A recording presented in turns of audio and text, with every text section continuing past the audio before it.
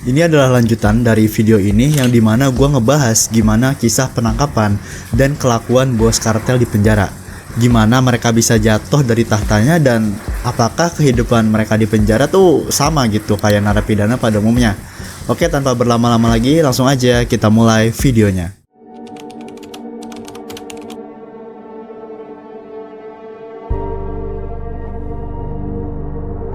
Miguel Angel Felix Gallardo alias El Padrino atau The Godfather. Kalau ada tokoh yang bisa dibilang tuh kayak sebagai pionir di dunia kartel Meksiko, mungkin kagak berlebihan gitu kalau gue nyebut namanya si Miguel Angel Felix Gallardo. Karena dia itu udah ngabisin 18 tahun buat ngebangun kerajaan narkoba yang udah kagak ngotak gedenya. Tapi kejatuhannya itu datang setelah terjadinya pembunuhan brutal kepada agen DIA yang nyamar di kartelnya. Jadi Felix sendiri ini lahir pada tanggal 8 Januari 1946 di sebuah peternakan kecil di Sinaloa, Meksiko.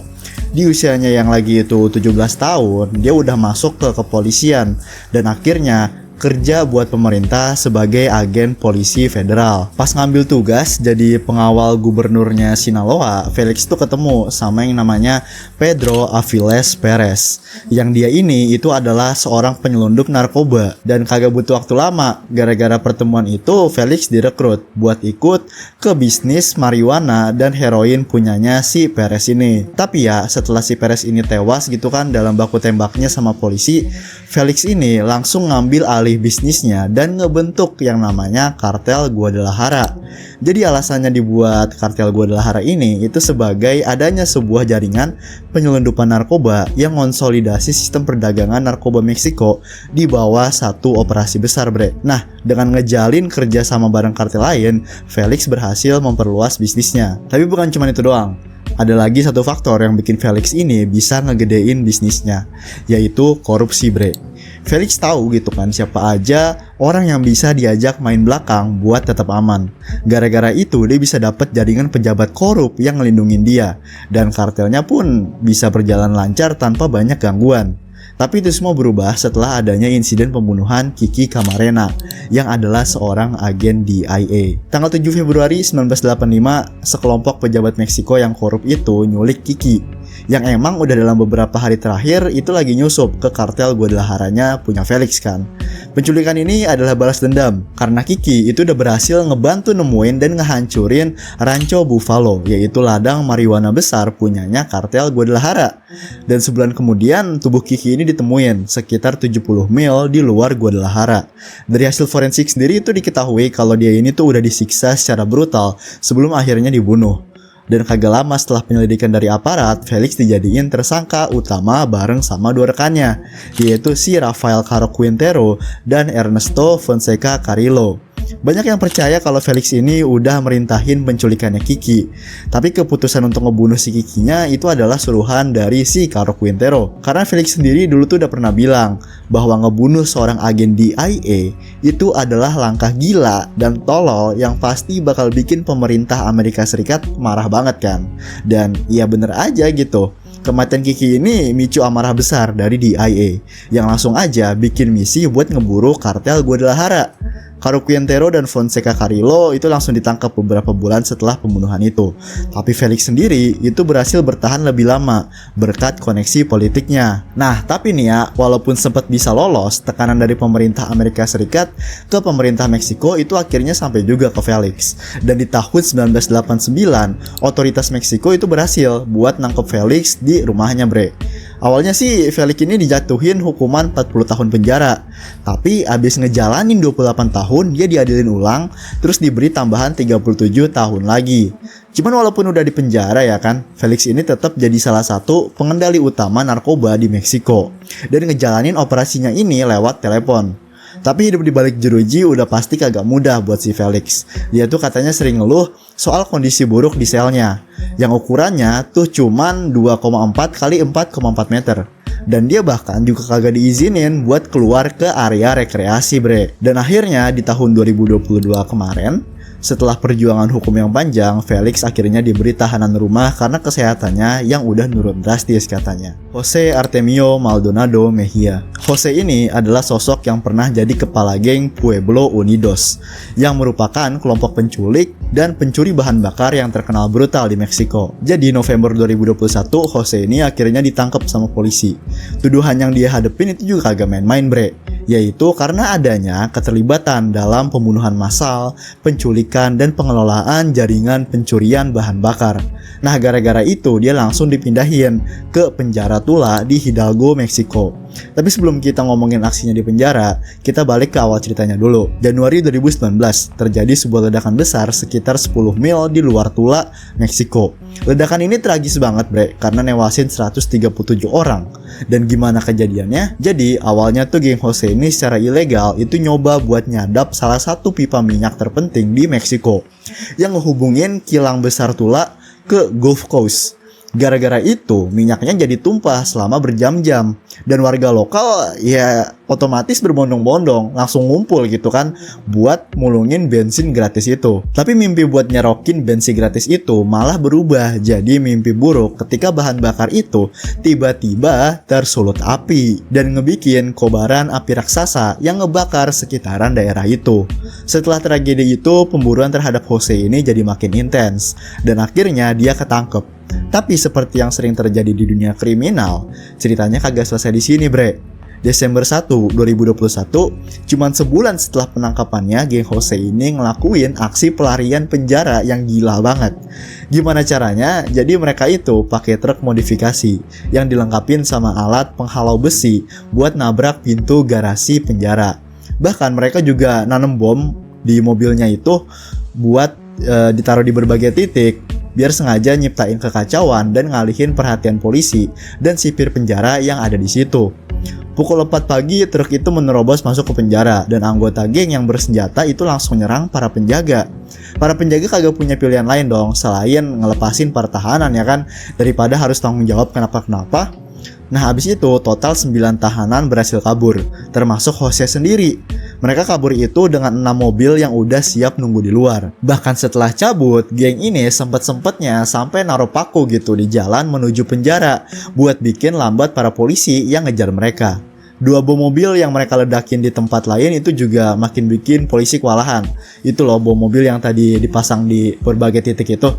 Dan intinya aksi cabut dari penjara yang dilakuin ini itu benar-benar kelihatannya terorganisir dan terencana, benar-benar matang banget.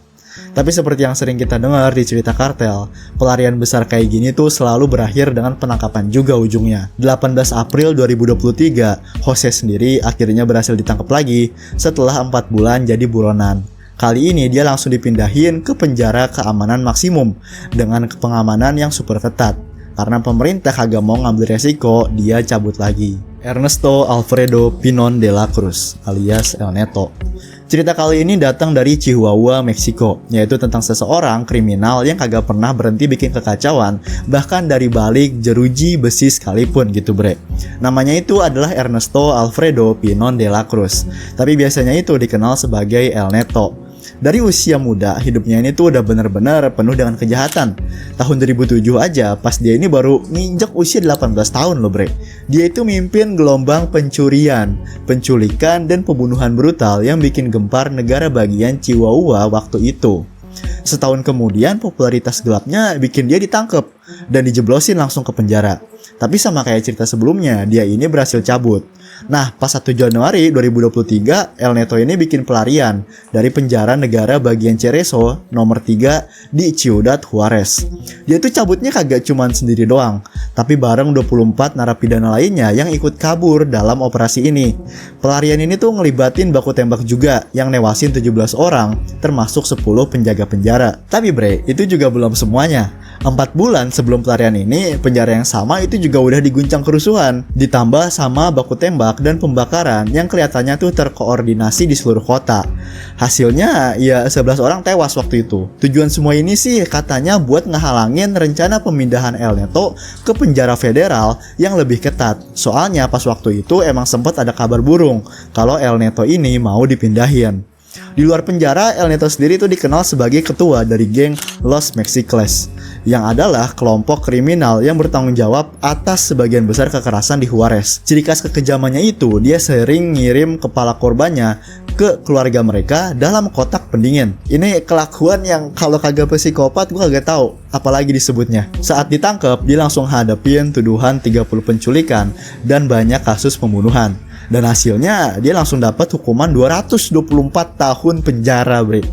Tapi meski dibalik jeruji, El Neto ini masih bisa hidup kayak raja. Karena setelah pelariannya, pihak berwenang ini nemuin kalau selama di penjara, dia tuh punya akses ke jutaan peso, ponsel pribadi, TV, dan fasilitas VIP lainnya. Dan pelariannya sendiri itu juga bener-bener gila banget, bre, maksud gue. Di tahun 2010, sehari sebelum dia dijatuhin hukuman, gengnya tuh nyoba buat nyerang konvoy yang ngebawa El Neto ke pengadilan. Sayangnya serangan itu gagal dan El Neto malah terluka. Tapi gengnya kagak berhenti di situ. Karena pas di 1 Januari 2023 nanti, mereka akhirnya berhasil. Aksi pelariannya itu dimulai pukul 6.30 pagi ketika sebuah mobil Hummer H2 putih berhenti di pos pemeriksaan penjara. Dan seketika penjaga di pos itu langsung ditembak mati buat nyiptain pengalihan untuk kerusuhan besar yang direncanain di dalam penjara. Dan selama kekacauan itu, 10 penjaga, 7 narapidana, dan 2 anggota geng tewas. Sementara El Neto dan 29 anggota kartel lainnya itu berhasil kabur. Tapi kebebasan El Neto agak bertahan lama. 5 Januari 2023, dia ditemuin lagi dan terlibat baku tembak, sengit sama polisi. Akibatnya El Neto sendiri itu terluka parah dan bukannya langsung dilariin ke rumah sakit, polisi malah ngebawa dia ke kantor polisi sebagai tindakan pencegahan. Karena ya khawatir gitu kan rumah sakitnya nanti malah bisa jadi target serangan sama gengnya. Orang penjara aja dibombardir gitu kan. Dan gara-gara itu sayangnya atau mungkin untungnya ya bagi banyak orang, El Neto tuh udah meninggal sebelum para medis atau ambulans itu sampai di kantornya polisi. Victor Manuel Felix Beltran. Victor ini adalah seseorang yang sukses ngelakuin pelarian penjara yang bikin kepala geleng-geleng. Jabatan dia ini tuh jadi CFO dari kartel Sinaloa dan tangan kanan putranya El Chapo. Victor sendiri tuh adalah sosok yang punya koneksi kuat berkat posisinya di kartel Sinaloa kan. Dia ini sendiri udah berhasil ngehindarin penangkapan selama bertahun-tahun. Meski polisi sendiri itu terus aktif ngeburu dia, tapi sama kayak kebanyakan orang-orang unwanted dari kartel lainnya, hokinya dia ini itu habis di momen-momen krusial. Oktober 2017, otoritas Meksiko itu akhirnya nangkep Victor di sebuah kompleks perumahan mewah di Mexico City. Setelah penangkapannya, dia ini langsung dikirim ke penjara Altiplano, salah satu penjara dengan keamanan tertinggi di Meksiko. Tempat ini itu dikenal sebagai rumah bagi kriminal kelas kakap. Tapi setahun kemudian dia tuh langsung dipindahin ke fasilitas penjara lain di Mexico City buat persiapan ekstradisi ke Amerika Serikat. Dan ya disinilah semuanya tuh mulai kacau. Karena ya faktanya penjara sementara ini itu kagak aman, kagak seaman Altiplano lah. Dan Victor jadi bisa ngelihat peluang emas buat kabur. 29 Januari 2020, dia ini ngelakuin aksi cabutnya bareng sama 2 tahanan lain yang juga nunggu ekstradisi ke Amerika Serikat. Pas pagi-pagi tuh kan, pas petugas pada mau ngabsenin para napi, tapi kok Victor sama 2 rekannya mendadak hilang. Penjaga penjara langsung panik lah dan nyari di seluruh area gitu kan, tapi hasilnya nihil. Nah pertanyaannya, gimana cara mereka bisa kabur? Ternyata semuanya tuh udah direncanain dengan rapi, bre. Mereka tuh berhasil ngebuka kunci sel, motong jeruji besi, dan turun ke area umum. Dari sana mereka pakai pemotong kawat buat ngebuka pagar di atas tembok dan masuk ke halaman luar penjara. Nah di halaman itulah mereka nemuin tangga, terus abis itu manjat tembok lagi dan motong lebih banyak kawat di bagian atas temboknya itu buat sampai ke kendaraan yang ada di sisi lain tembok. Kendaraan itu sebenarnya masih berada di dalam perimeter keamanan penjara gitu, masih ada di kawasan CCTV lah gitu kan. Tapi anehnya kagak ada yang ngecek mobil itu saat keluar ngelalui gerbang yang dijaga ketat padahal gitu kan. Tapi kagak ada yang ngecek, anehnya. Menurut laporan sih penjaga yang ngendarain mobil itu diberi perintah buat nganter seseorang tahanan lain ke rumah sakit. Dan kamera pengawas juga nangkepnya tuh momen kendaraan itu ya menuju ke rumah sakit. Dan kagak ada rekaman yang nunjukin kapan tepatnya Victor sama rekan-rekannya itu keluar dari mobil. Dan ya begitulah Victor Manuel Felix Beltran berhasil kabur dan hingga hari ini dia masih buron statusnya. Gue di sini yang riset kasusnya cuman bisa heran gitu ya, gimana caranya dia bisa kepikiran buat bikin rencana cabut sesistematis ini dan yang ngelewatin berbagai lapisan keamanan, walaupun ya lapisan keamanannya tuh seaman penjara Altiplano kan. Tapi ya mungkin dia banyak belajar kali dari bosnya si El Chapo yang emang terkenal juga gitu sama pelarian-pelarian gilanya. Oke Bre, itu aja buat video gue kali ini, dimana gue udah ngebahas ya beberapa orang lagi yang sempat ditangkap sama polisi dan ya gimana kelakuannya di penjara. Gimana menurut kalian? Kalau kalian suka tuh jangan lupa like, comment, share, dan subscribe, karena kedepannya gue bakal lebih sering upload video sekitar dunia kartel ini. Dan ya sampai jumpa lagi di video berikutnya. Dadah.